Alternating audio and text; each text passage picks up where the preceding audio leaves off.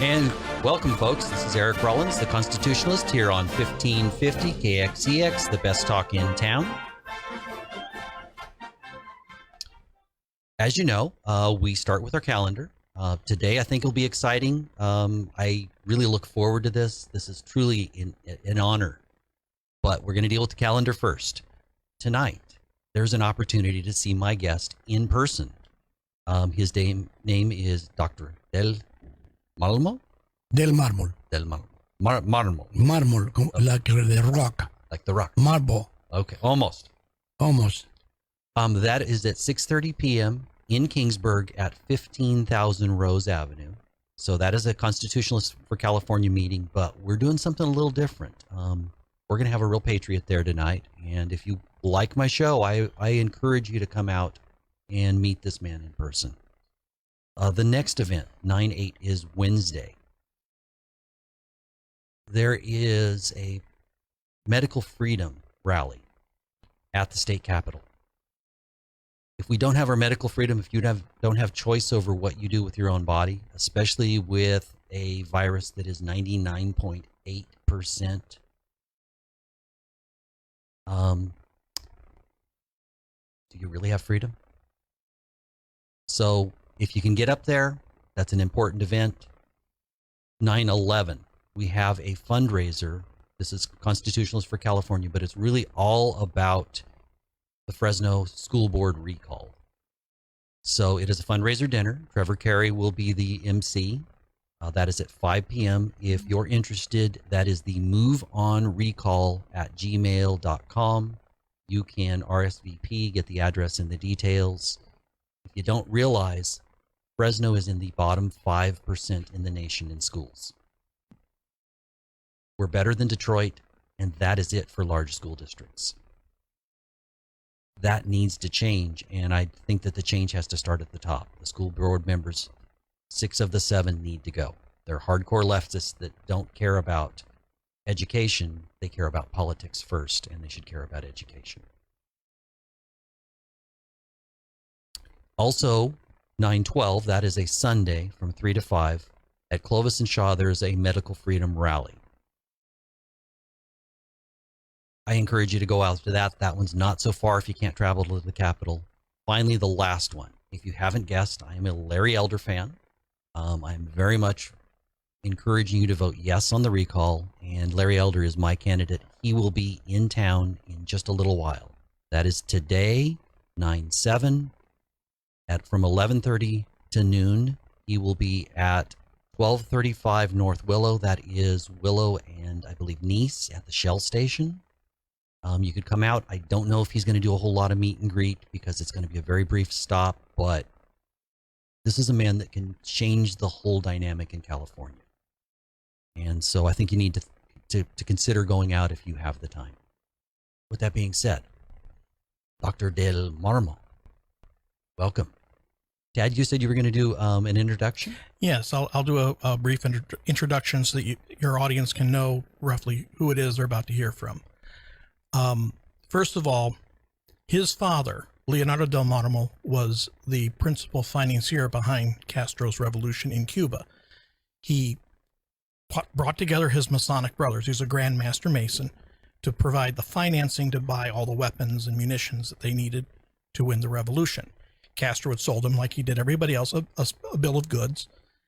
And when the revolution won, Dr. del Marmol was 11 years old. It was January of 1959.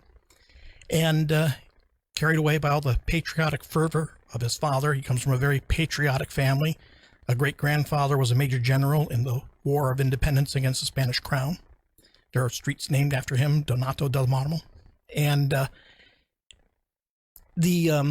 he basically wanted to get involved in some way, shape, or form. And his father said, "You're a very intelligent young boy. I'm sure you've got ideas. Write him a letter. I'll get it to Fidel." So he wrote out a plan to organize the youth of Cuba into an army of the future to replace any Batista holdovers that might still be lurking in the ranks of the army, and so on and so forth. Castro loved it so much, he flew from Havana to Pinar del Rio, met this young kid, said, "I don't care how young you are."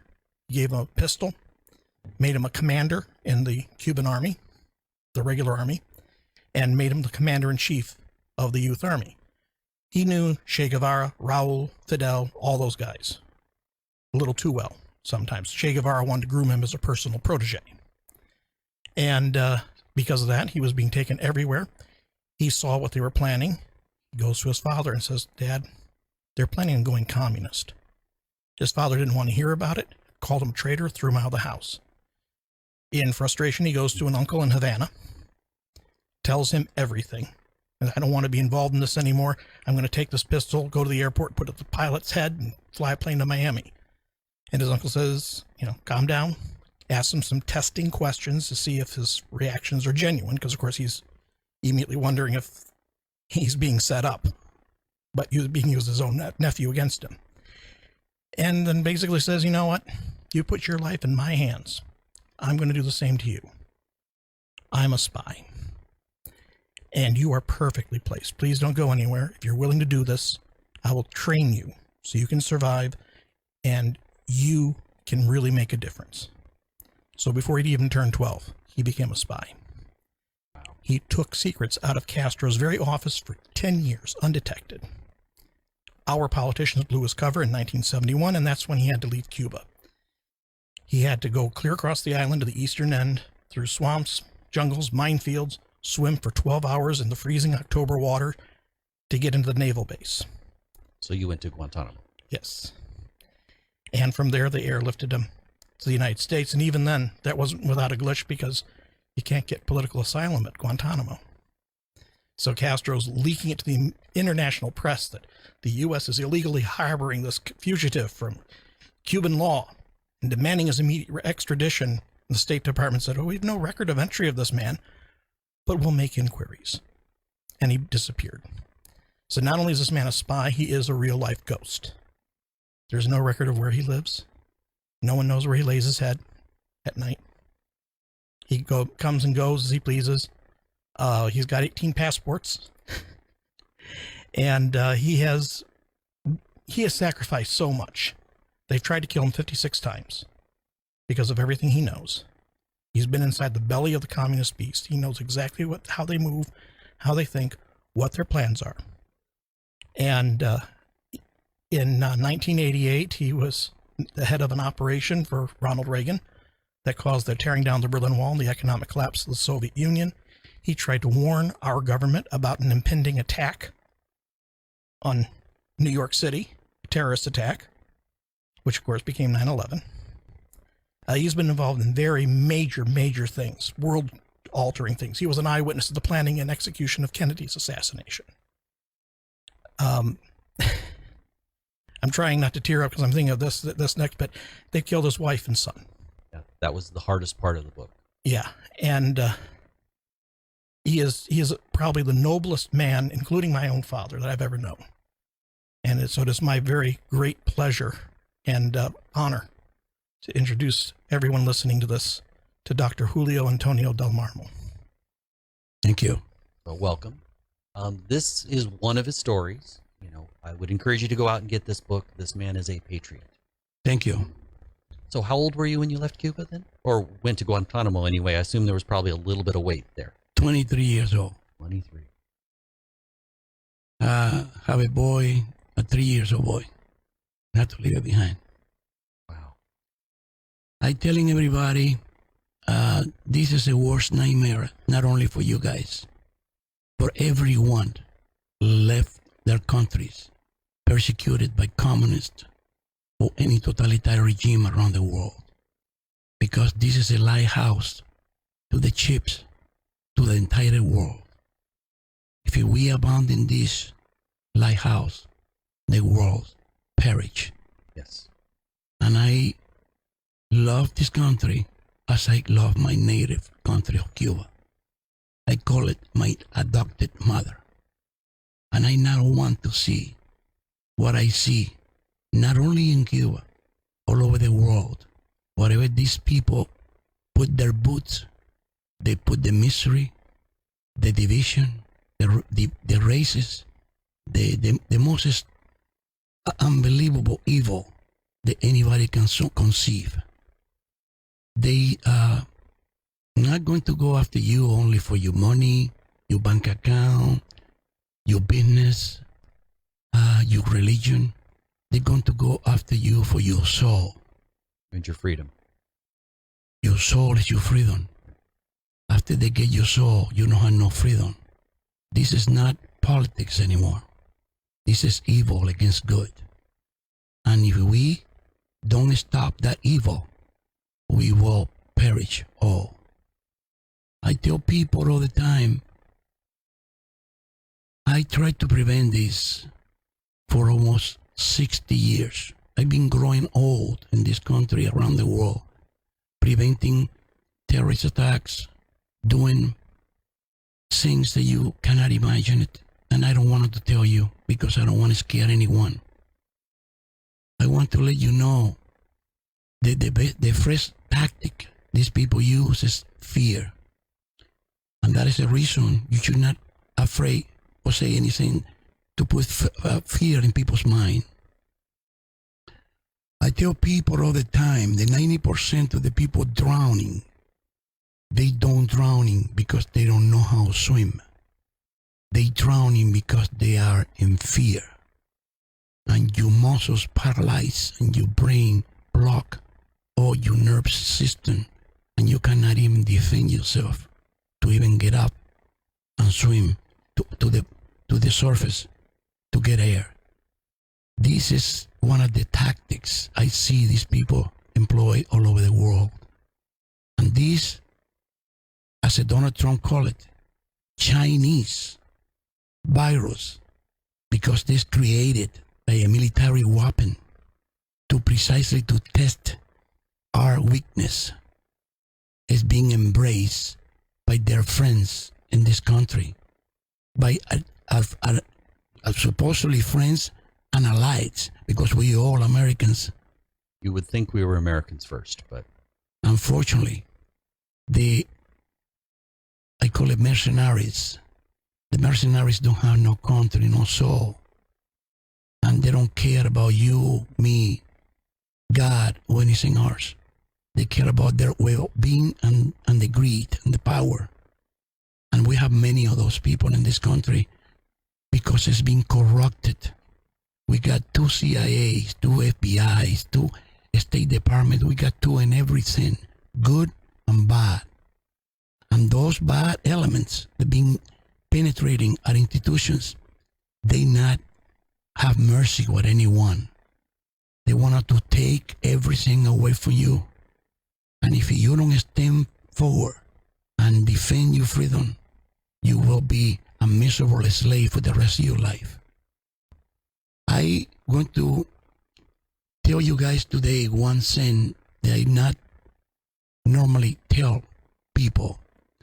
But as this situation is growing radical and really deprimant in all this country and around the world. And the administration we have today is the worst administration I ever see in this country. I have the obligation and the duty to make a call. And that call to you guys is, you don't even know what is going on. You don't even know the level to the corruption that we have in our government today. We cannot prevent it, and worse, we are unified. It's not Republicans, Independents, or Democrats. It's evil against good. And if we don't stand forward, we will all lose not what we work our life, because they don't like to work. They want to enjoy your sweat and your blood like a vampires, and live in your house, drive in your cars, but they don't want to work. That is the mistake that people don't make. Make in this country. The people are so worried about driving a Bentley, have a beautiful house in the beach. I don't blame anyone to love those things, because that is part of our life. That is what God sent us, to live well and enjoy our life. But we have to dedicate some time to our life to defend what is more valuable for us and it's our family, our roots, our institutions, our religion, and make a pause in between all this hard work we do every day to get that wealth. It's good to enjoy with your family. But if you don't do that pause and you don't dedicate some time for your country and for your institutions and protect those, you're not going to have nothing that what you work for. They're going to take everything away from you. And I've been witnessing that in Cuba, in Venezuela, in Nicaragua, and in every country around the world where these people set the boots. Well, there is no example of a communist country that has been promoting freedom. They talk about equity, which is the opposite of our nation. I want equality of opportunity. Everybody with their abilities rises to where they should be. If they work harder, sometimes they get lucky, but if they work harder, if they're smarter, they should have more success. That doesn't mean that they're different in the eyes of the law. I want equal in the eyes of the law. I always say nobody is better or worse 21. It's all depends to your own effort. Your own effort to make your life better, to be positive, to embrace whatever religion you want to embrace. But it's only one God. And all religions move around One God. one single God. And this God is the master to the universe. And we all should praise that God. Amen. Amen. Hey, Woody, let's go ahead and take it. This is Eric Rollins, the Constitutionalist, here on 1550 KXEX, the best talk in town. So we're still Facebook Live, so we're still being filmed. When we come back, let's talk a little bit about what you did in the book, talk about the whole operation, and I think that's kind of fascinating, the approach they took. Well, you know, So we're going to go back on in just a second. okay, we will talk about it. All right, here we go. Listen for the music. This is Eric Rollins, the Constitutionalist, here on 1550 KXEX, the best talk in town.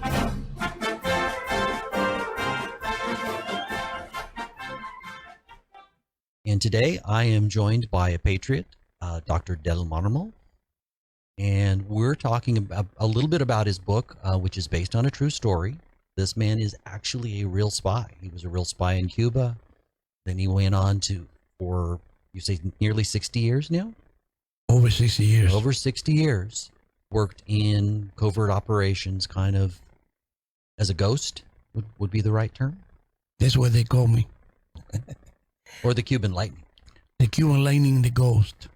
Because there's a ghost floating around and you never see it.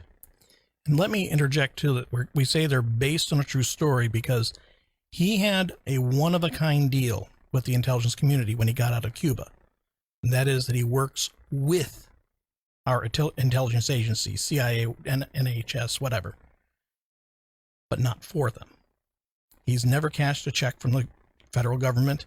He has the right to say no because he knows that intelligence is a filthy business and some things they might ask him to do would compromise his moral principles, and he wanted to be able to say no to that. And so he's able to tell his story however he wants to. He never signed a confidentiality document. And basically, his principle is, I don't want to compromise anyone. I want to tell my story responsibly. So some names are changed because he's protecting people, or sometimes we change the occurrences or the exact sequence of events to protect other information. So that's why it's called based on a true story. It is the true story. He just had to change a few things to protect people. That is completely understandable. Respecting the other people's life, you know, like I entitled to do in my life whatever I want to. The soon we continue to be a free country, but I'm not entitled to put at risk anyone that the people is in my behalf, being helping and sacrificing all what they have, including their families. mention their names in anywhere, or manners and words, they tell me go ahead and do it. Come back with Mr. Atkinson say, my uncle trained me very well. My uncle is a master spy from the World War II, and he's implanted in the Caribbean islands, tried to prevent the Nazis to take over in South and Central America. He is the master spy in the whole entire region, and I get the honor to say he is my teacher and my mentor, and he prevented me many times.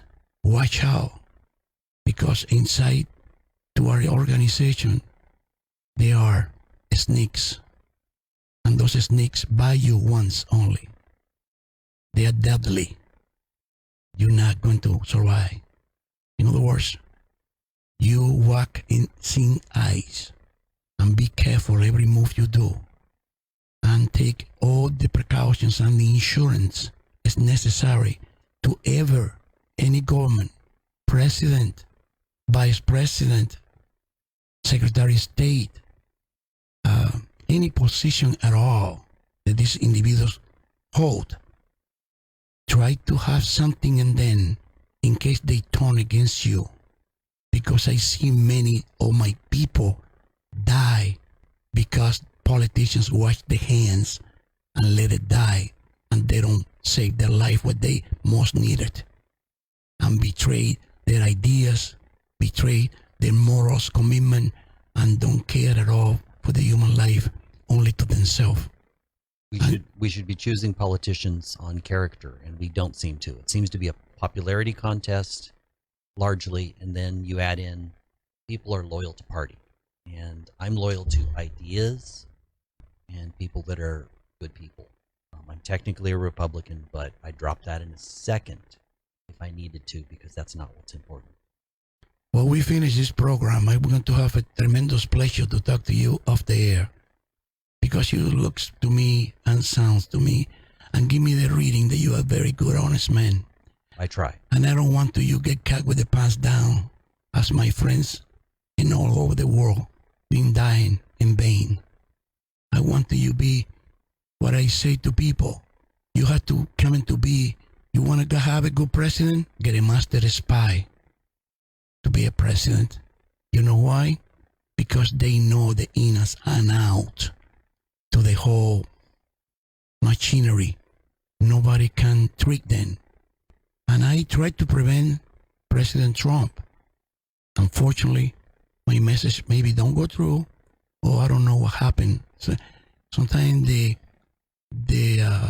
what you call it, the pencil pushers, what you call in English, pencil pushers in the White House or here or there, the bureaucrats don't do fair to the people have experience, and the people try to guiding them, and they want to attribute themselves to be the quote advisors to the president. They want the power.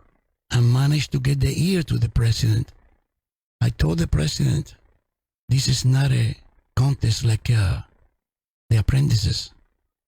This is actually the real game. And if you don't open your eyes and do what you're supposed to do, clean house, the first day you walking in there, it's not going to be a white house anymore. It's going to be a bloody house. What it turned to be eventually, because they don't let it go from the beginning to the end. I don't even know. Listen, I'm not involved in politics. I just like to be the man behind the president. I don't want to be the president or in any political position. But I'm telling you, it's unbelievable how they manipulate things to make the truth look like a lie, and make the lie so well dressed like it looks like a truth. And I told President Trump, I don't even know how he managed to accomplish what is extraordinary, what he accomplished in 4 years, under that constantly attack that he have 24 a day in the news, in the inside of the White House, in the leaks. And, it's unbelievable. But unfortunately, he is not prepared. And unfortunately, sometimes you coming in a position that you, no matter what, he is an intelligent man and he got a very strong character. You have to listen to those got the good heart and want to guide you in the right track. If you don't, eventually you will not will succeed. They will destroy you.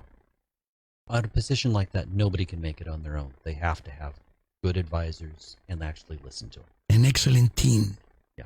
An excellent team. And Team is the right word. Absolutely. Yeah, I tell my guys all the time, I'm not a dictator or totalitarian regime. Even in my books, I consult my friends. My friends, I call them this team is my team in the daytime. The other team is the night team. What we call it, the night gray team. That is what I've been doing for 60 or 65 years to keep your freedom afloat and don't let it drown. And I tell you, they ask me how the hell you manage. Sometimes you sleep 2 or 3 hours at night, or in the day, whatever you can. How you can survive?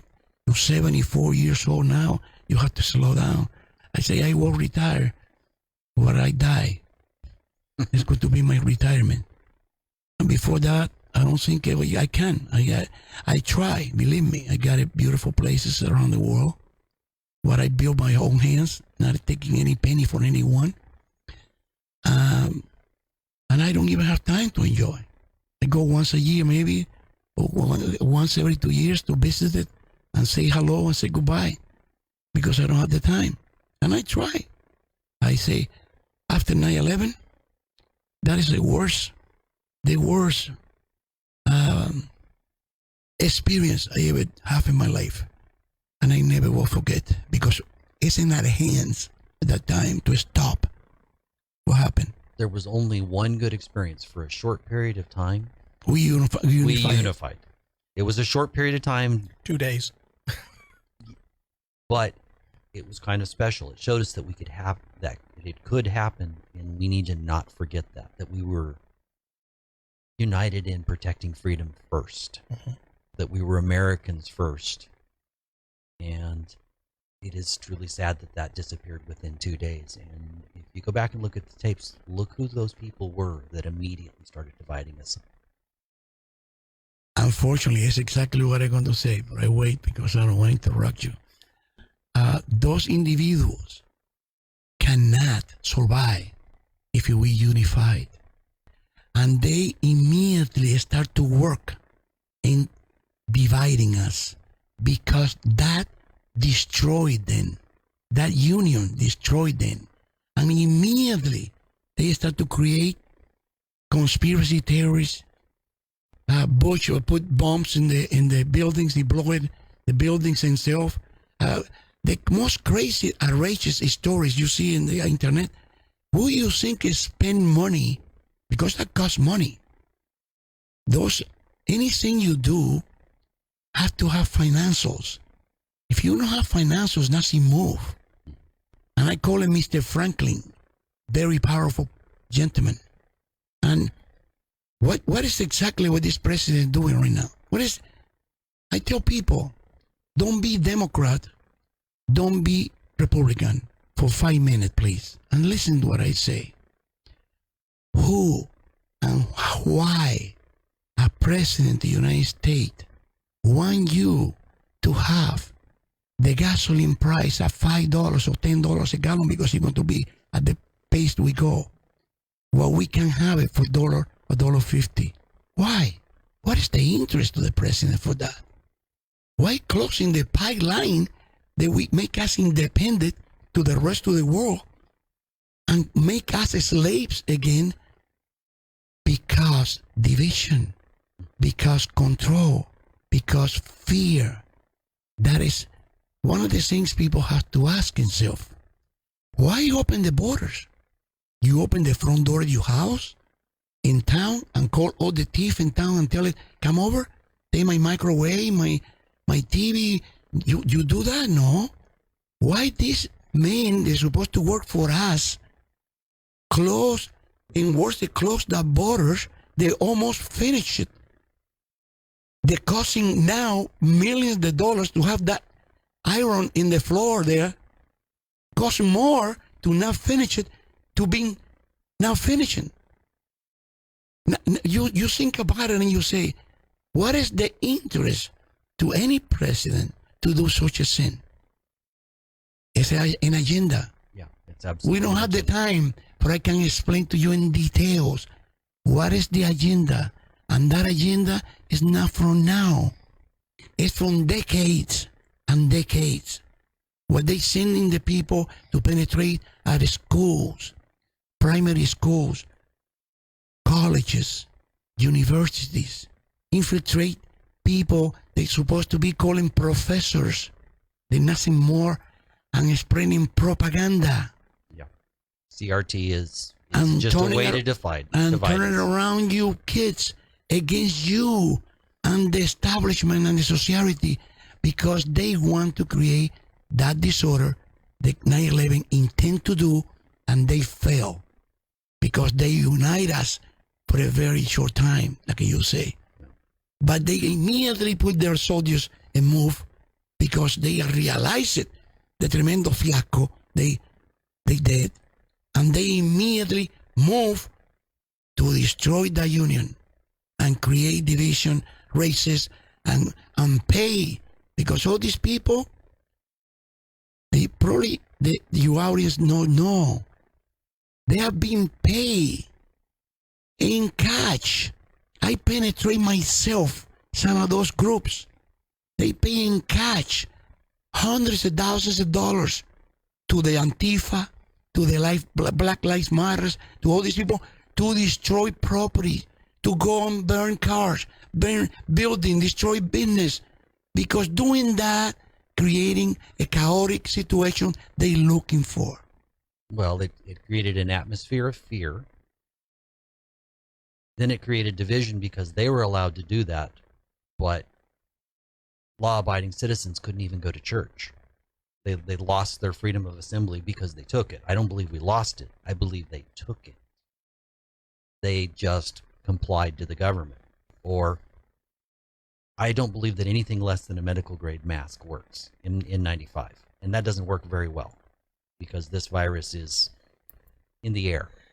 Well, let's just say that I know for a fact that Dr. Del Marmol, his PhD is in genetics, and because of his work, when they put him over to MIT, he took several intensive courses in infectious and contagious diseases. And shortly after, I think it was in March, they pulled him into the labs to analyze a sample of this virus. And he told me quite a bit about it. And yeah, yes, the N95s, they actually do more harm than good. Well, that I believe, but I do think they do probably work a tiny bit. I've seen a couple studies where they're like a percentage. Less than an N95, you can't even say that. But if you wear it for more than a couple hours, which, in a medical setting, you would wear it for a couple hours, you would then change out your mask. They're having you hold that Petri dish on your face all day. That about right? It's you 100% right. This is what you're doing is actually hurt your health. When you have the mask, practically, even when you're driving your car and everything, 8 hours a day, 9 hours or 10 hours or whatever, you're hurting yourself. You're not helping yourself. And also, this is nothing more than a military weapon. This is a Chinese military weapon to test our witness. And I got proof of that. The chairman to the Communist Party in China, we have an infiltration in there. Show to the party how they're going to put in the needs our country and the rest of the world. And it show a lab tube with the coronavirus already. This is 1 year or two before the pandemic supposedly spread. In other words, people don't know half of what is going on. And half of the people in this government right now, they are in the tank with the Chinese because they got interest, money, receiving for millions and millions. They are own money because we actually, the taxpayers, that they want, give you that money to China because we've been manufacturing toilet paper in China, what is the most ridiculous thing I ever see in my life. And now we are in the hands to this sleeping giant that's being nothing more than a totalitarian communist Marxist regime. They're killing hundreds of thousands of Christians every day. And you telling me that we're going to be friends and accept what the recommendations to these individuals that what they have in heart is to destroy a nation? But that is what is going on in our country right now. This is Eric Rollins, the Constitutionalist, here on 1550 KXEX, the best talk in town.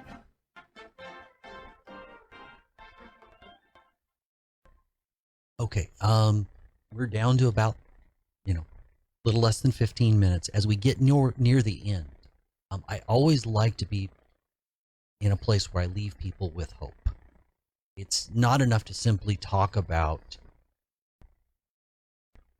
the problems. And the bad, and the good, and the ugly. So I like to leave them with things they can do that are positive in this country. What are things that you're hopeful? So as we start to wrap up, think about what you can add in that. You've come to the right store, brother. He's the most optimistic man I've ever known. So I'm thrilled to hear that. You let me know when you're ready, and Okay. I will let you know. Practically, basically, using that book you should show to the audience in the beginning. This is the book, folks. I think you should go out and buy it. I'm going to. All right, listen for the music. That segment. This is Eric Rollins, the Constitutionalist, here on 1550 KXEX, the best talk in town.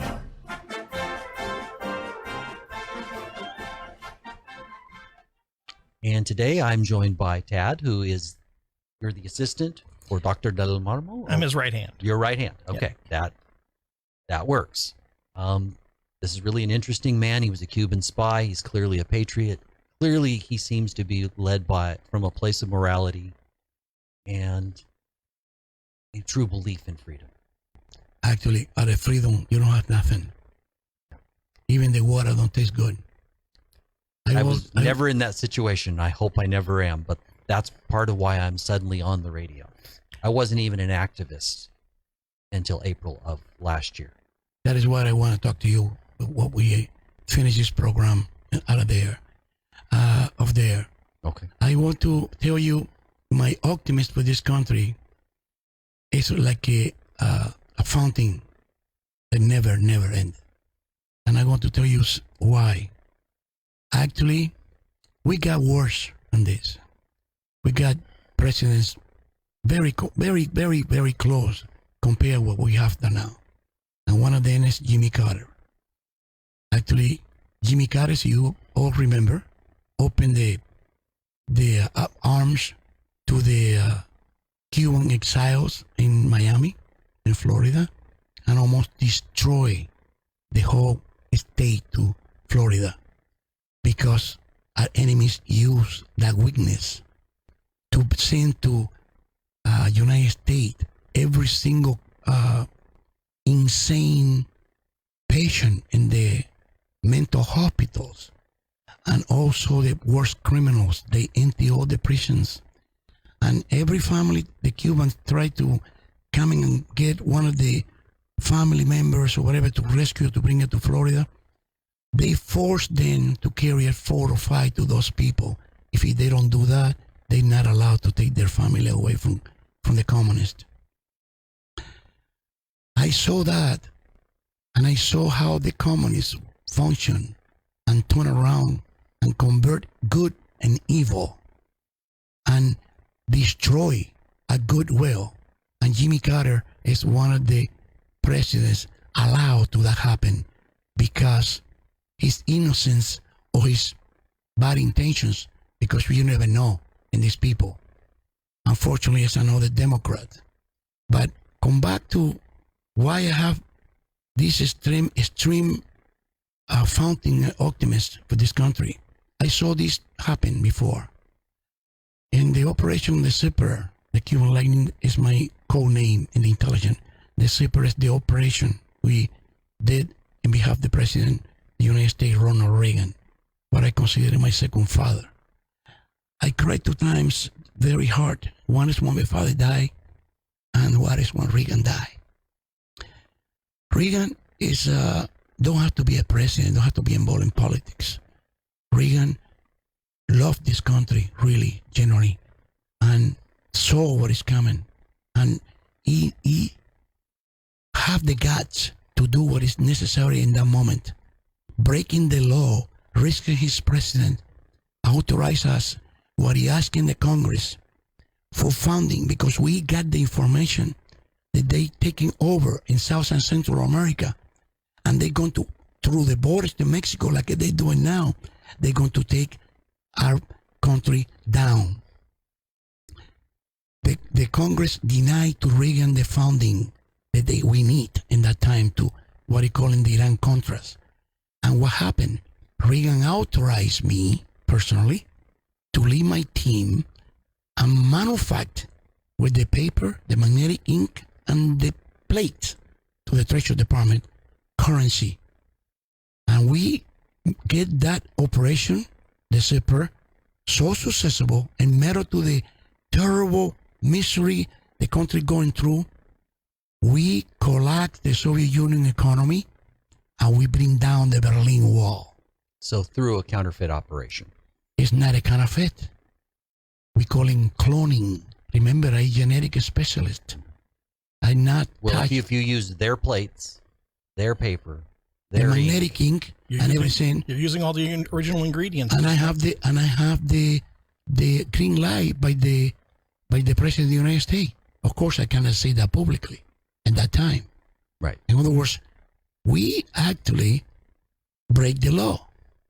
And I'm not happy with that in that time, believe me. It take me a while. I asked, give me some time because I have to think about this. We call it in Cuba a pillow. Give me a few weeks to put my head in my pillow and think about it, because I don't come into this country to break his laws. And believe me, they convinced me, if we don't do that at that time, the country will be collapsed. Because they're going to destroy the country like they try to do now, open the borders. With the billions and trillions of dollars they put it into the terrorists and all these enemies the United States have around the world. We actually saved not only United States in the 80s, we saved the world. Well, if we're not the beacon of light, I think that the world simply collapses into tyranny. Absolutely. There's no place to hide. No doubts in my mind at all. And that is what I tell you, my optimism is fantastic and great. Because if we survive and we come in with a remedy, with a president with guts, step forward and say, no, we're not going to allow this happen, not in my watch. And we go in a warehouse in Santa Ana, in Orange County, and we build this enormous amount, trillions of dollars in that place. But it's cloning because we got the whole ingredient by the government. Unfortunately, we got into the operation a hick, and we call in a eyelash in the soup. And I get arrested, and I get indicted for 75 years and 6 months. But Reagan being Reagan and not abandoning me, as he promised, he exonerated me and allowed me with a federal judge to authorize me to leave the country and exonerate everything. That case is still sealed and classified in the federal court. Matter of fact, the case don't even exist anymore because I have the only copy.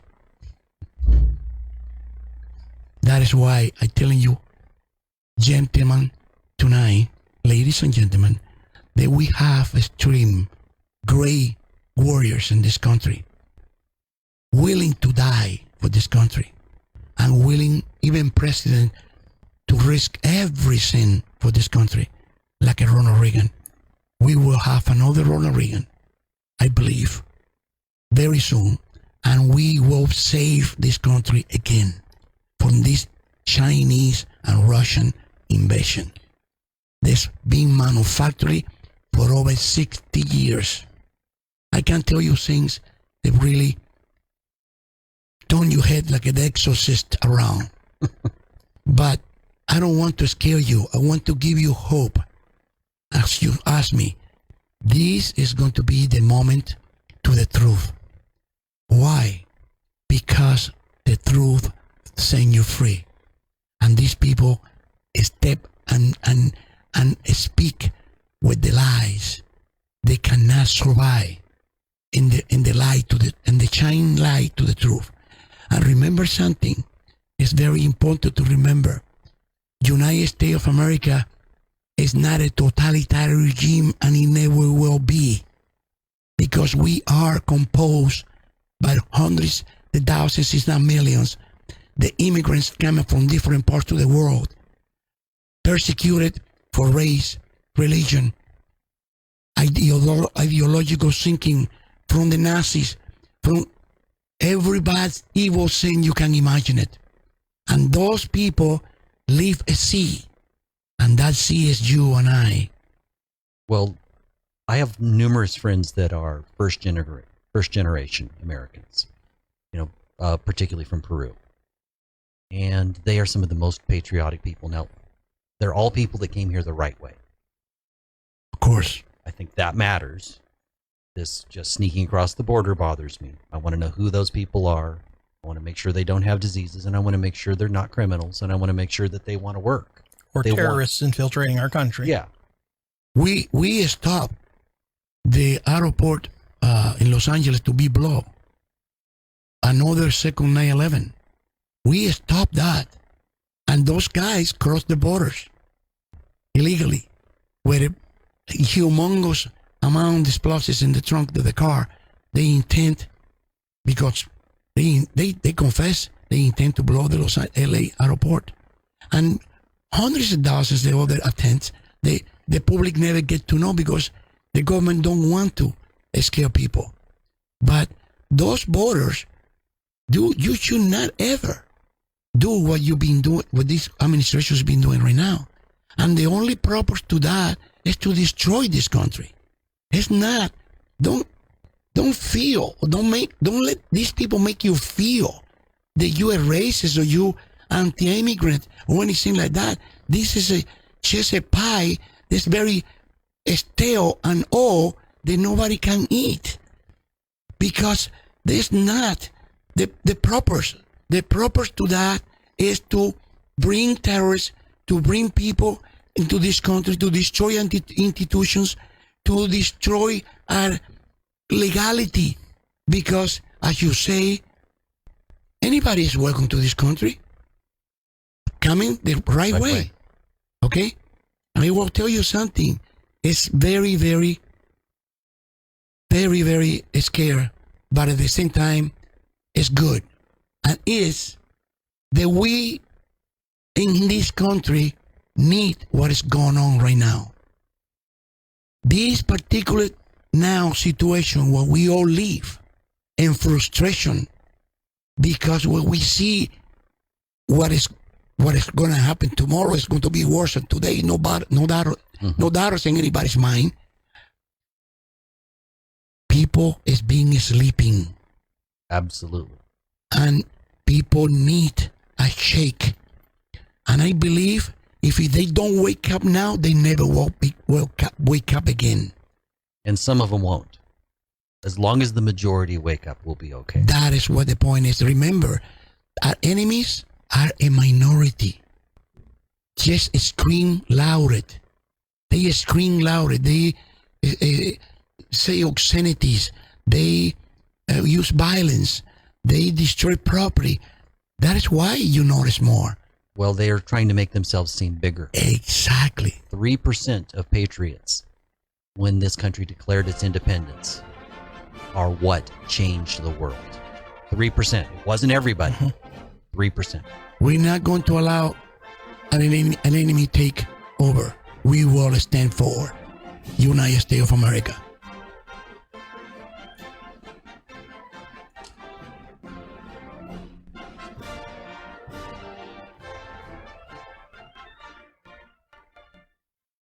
Well, again, if you would like to meet this man in person, tonight he is at 15,000 Rose Avenue. I really thank you for both for your time today, and it was great to speak with the Patriot. I thank you both. Thank you to the whole team. My team is, we all driving from Orange County, California. They all deserve to be recognized too. Well, Let's not forget them. thank you, Jim. Thank you.